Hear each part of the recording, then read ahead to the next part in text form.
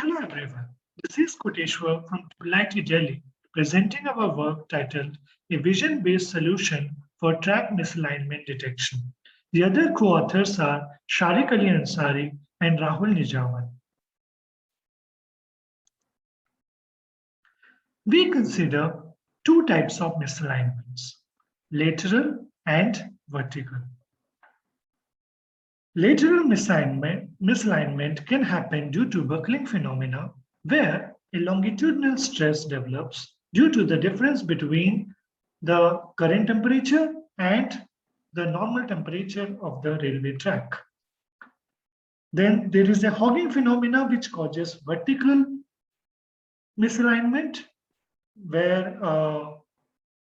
at the ends of the tracks a dip develops due to repeated running of the wheels, and this causes railway wheels to jump more, and when they land on the track again, further dips are generated, and which results in vertical misalignment.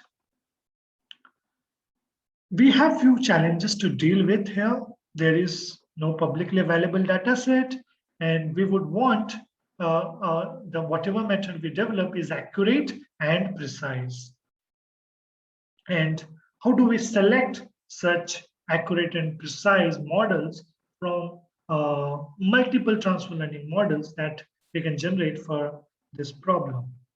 So the idea is simple. We have the data set, we try to extract, we have collected, we have developed this data set, and we extract features from pre-trained networks and apply different machine learning algorithms and try to select the good transfer learning models which are both accurate and precise. So how do we do that? Let's see.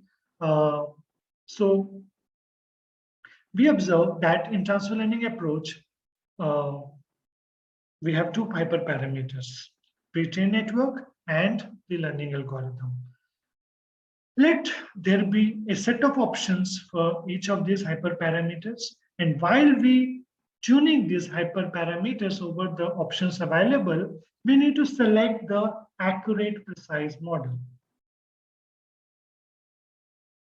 So whatever transfer learning model we develop, it will have training and validation accuracy. And validation accuracy means the cross-validation accuracy that we can get on the training data set.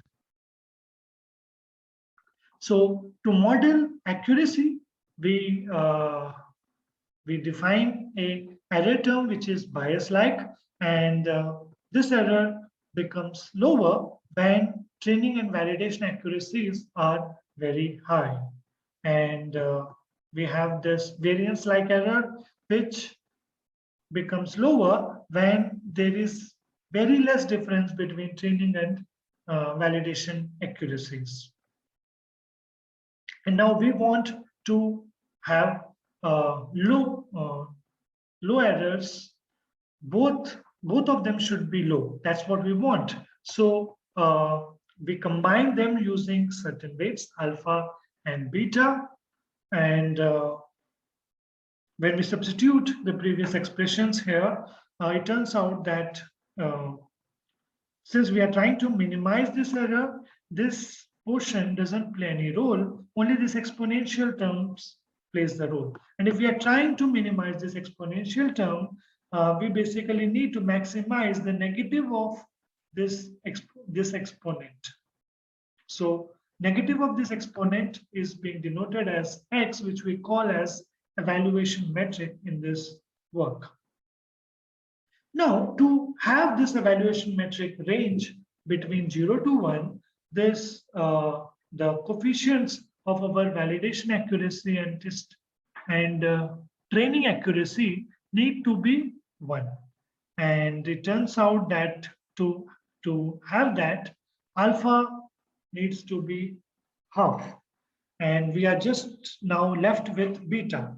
Beta is, what is beta? Beta was the weight for our variance error. Now, although in any application, we do want that bias error should be low, but variance error can depend upon data set to data set, because certain data sets, there is not much variance across the images, such as this. There is we have is images of railway tracks. It's not like ImageNet where there is a huge variance. So from dataset to dataset, we can vary this beta, and since there is not much variance, we choose beta to be 0.25. If we had selected beta as 0.5, then it becomes the usual machine learning strategy where training accuracy doesn't play any role in selecting the models. Beta becomes half, and it is entirely depends now on validation accuracy. And but since we have chosen 0.25, beta is 0.25 now, both play the role. So we select good models based on the threshold we have. The threshold is determined by the mean and standard deviation of all X values we get from the different training models we considered while tuning our hyperparameters. So 7 models were selected based on the training and validation accuracies. We computed the X, and if the X is greater than the threshold, which we just discussed, those were selected. And when we look at their test accuracies, they are quite good. Only one was not up to the mark. And apart from that, the unselected ones, out of those unselected ones, four models were missed by us. Why are we calling them missed? Because their accuracies were found to be more than average of the accuracies which we got from the selected ones.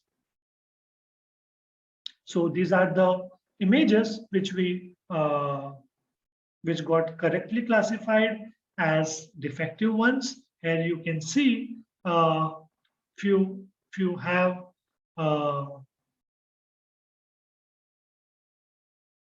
buckling and few have hogging defects. And here our image classifier classifies them as normal one. These results are obtained from the highest the model which got highest testing accuracies, and that's how we selected this Inception V3 plus neural network learning algorithm as the best model we can consider for this problem. And as far as conclusion is concerned, we